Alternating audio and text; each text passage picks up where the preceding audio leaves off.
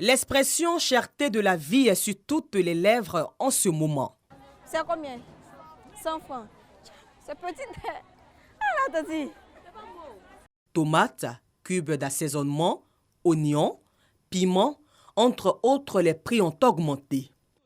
Au grand marché de la commune d'Abobo, commerçante de produits vivriers, et clients ne disent pas le contraire. Avant, on payait le sac de piment à 15 000, 20 000. Maintenant, il est à 30 000, 35 000.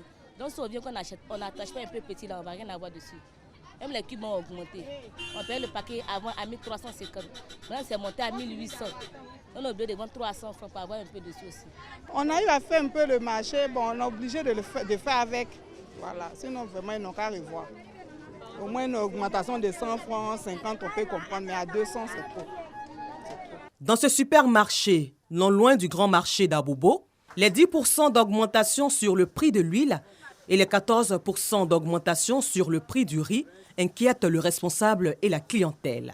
Sincèrement, ici, en tout cas, nous arrangeons, on vend tout, mais maintenant, on voit que tout a augmenté. Le pot d'huile, j'ai dit, on payait ça à 2000 et quelques, aujourd'hui, c'est 3500. Petits pois, avant, on payait la boîte là, 650, aujourd'hui, c'est 1200. Je suis venue avec 10 000. Donc aujourd'hui, ce que j'ai acheté là, ça m'a fait 9 500. Donc je me retourne avec 500. Quand on vend avec 10 000, on pourrait avoir un peu plus que ça. Nous comprenons un peu l'inquiétude des clients. Voilà, c'est que moi j'aimerais leur dire, il faudrait qu'ils sachent que l'augmentation ne vient pas de nous. C'est une chaîne. De la même manière qu'ils sont des clients chez nous, nous aussi nous sommes des clients chez le fournisseur. Voilà, donc c'est une chaîne. Avec les prières des uns les autres, on aura une possibilité où les prix vont baisser. Après Abobo, direction la commune d'Adjamé. Pour Kanté, les prix en gros du riz et de l'huile restent inchangés dans sa boutique. J'ai fait un constat parce que pratiquement tous les boutiquiers du quartier viennent me voir. Me disent, ah, mais on ne comprend rien. Et quand on va au marché, on a l'habitude de prendre au marché, ça coûte beaucoup plus cher que chez vous. C'est pas possible. Et j'ai dit, je ne sais pas, moi j'ai lancé un stock, je vends au prix que je vendais d'habitude. Rien n'a augmenté à mon niveau. J'ai le même prix depuis un moment. Au marché Gouro, toujours dans la commune d'Adjamé, les responsables mènent des actions pour faire face à la hausse des prix des produits vivriers. On aide les commerçants en leur parlant, les sensibilisant. Parce que quand tu fais la vie chère, ce n'est pas à toi seul, c'est à la population. Toi-même, tu subis tout ce qui est cher. Et c'est notre manière d'aider les femmes. Du côté des marailleurs, le poisson subit aussi l'effet de la montée des prix. Adaman Samanké, poissonnier au marché forum d'Adjamé, compte du bout des doigts sa clientèle. Ça ne nous arrange pas. Si c'est comme ça, là, les clients ils sont dispersés partout. Tu vois, auparavant, moi, je vendais beaucoup. Mais maintenant, comme c'est cher, là, il n'y a plus de clients. Une accusation qui nous amène du côté du port autonome d'Abidjan, dans la commune de Port-Boué. Le thon, poisson qui, avec la tiéké, compose le mets communément appelé garba, très prisé par les Ivoiriens, sera bientôt en rupture. C'est le dernier stock de thon disponible actuellement au port de pêche. Parce que nous sommes à l'arrêt biologique. Donc ça veut dire que 2-3 mois, il n'y aura pas de thon, les bateaux ne vont pas venir, les bateaux doivent aller à carrière. Et aussi quand on dit l'arrêt biologique, c'est pour permettre au thon de se reproduire. Dans 2 jours, là, c'est pas facile, hein. Le poisson est devenu trop cher.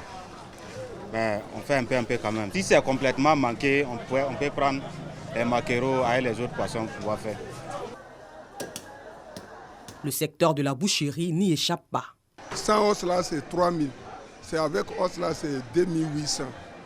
Pourquoi avant même on vend avec 100 os là, 2 800, bah maintenant là, parce que bien là, il ne rentre pas. Même ça vient même, il y a trop de taxes sous ça. Cette augmentation du prix de certaines denrées alimentaires ne laisse pas le gouvernement ivoirien indifférent. Le jeudi 24 février, le Premier ministre Patrick Achi, en compagnie du ministre du Commerce et de l'Industrie, a rencontré à la primature au plateau les consommateurs, les transporteurs et les acteurs du vivrier. Et monsieur le Premier ministre qui a reçu des discours, les doléances ou bien les suggestions qui ont été faites par l'ensemble des intervenants, a prévu en tout cas mettre en place un groupe de travail qui va travailler sur tous ces sujets par rapport notamment aux mesures immédiates et aux mesures structurelles à l'effet de soulager les populations ivoiriennes. Au lendemain donc de cette rencontre avec le chef du gouvernement, Benifalissou Mauro, président des consommateurs, se rend au port sec de Williamsville pour constater de lui-même. Bonjour, non. Oui. Ça va, tomate là, vous faites à combien? Bon, celui-là, oui. Actuellement, on a baissé à 6500. Tu as baissé? Oui, il y a un nouveau camion qui est rentré. Oui.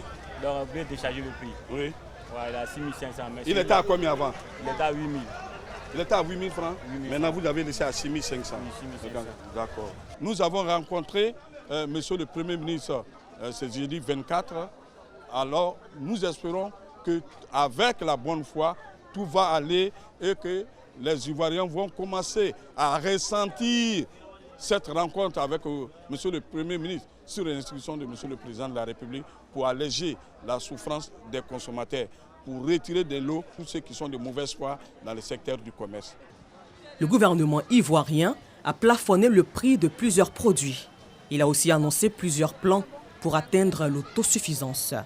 La cherté de la vie est également observée en Afrique de l'Ouest et de l'Est.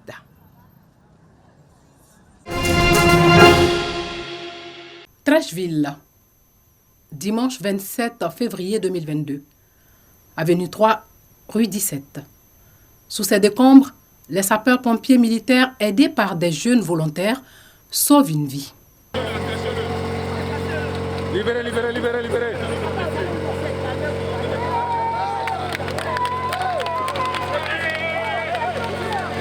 Non loin de là, des populations sont sous le choc.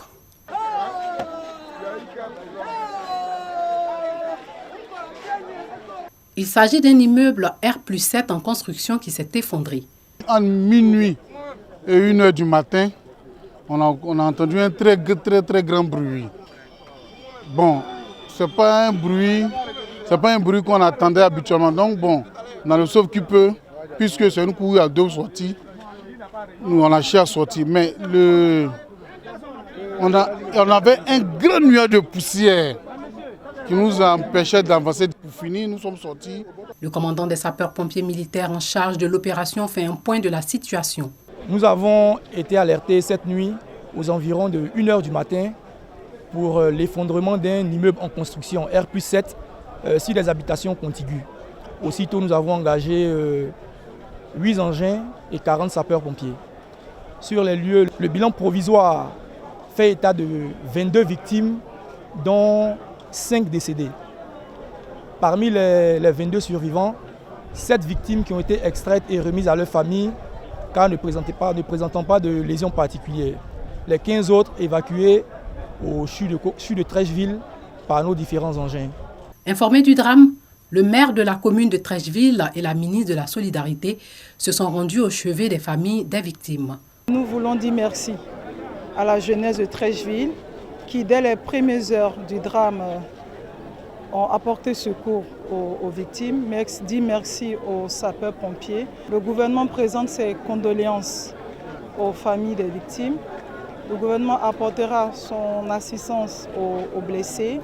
Et dans les jours à venir, nous reviendrons avec monsieur le maire de Treichville qui, lui, dès les premières heures, était déjà sur place avec toute son équipe pour apporter toute la compassion du gouvernement aux populations de Treichville. Je voudrais d'abord, avec madame le député, le conseil municipal voudrait présenter les condoléances aux familles qui ont été touchées. C'est un drame que la commune de Treichville vit. C'est un drame que la ville d'Abidjan vit. C'est un problème que le gouvernement a pris à bras le corps depuis quelques années sous la houlette de monsieur le ministre de la Construction, de l'Habitat et de l'Urbanisme. Des contrôles ont été faits et malheureusement, nous assistons encore à ce genre de drame. Je peux vous dire qu'au niveau du conseil municipal, nous prendrons les mesures qu'il faut pour contrôler déjà toutes les maisons en construction pour éviter pareil drame. Pour l'heure, les recherches se poursuivent avec l'appui des chiens spécialisés en la matière pour secourir d'éventuels survivants.